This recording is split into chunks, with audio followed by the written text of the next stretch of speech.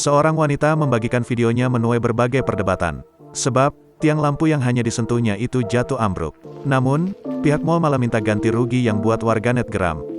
Video tersebut menjadi perbincangan usai diunggah oleh akun @artemisia di jejaring media sosial TikTok, Rabu, tanggal 29 Desember tahun 2021.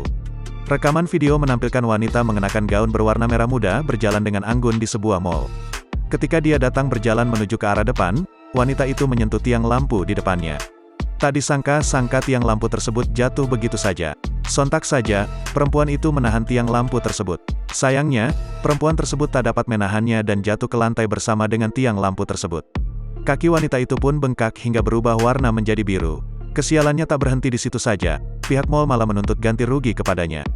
Video berdurasikan 23 detik itu telah ditonton lebih dari 7,2 juta kali dan menuai perdebatan di kolom komentar. Warganet tidak menerima keputusan pihak mal yang menuntut ganti rugi. Sebab mereka merasa pihak mal lah yang salah menempatkan tiang lampu. Jangan lupa subscribe, share, komen, dan like ya!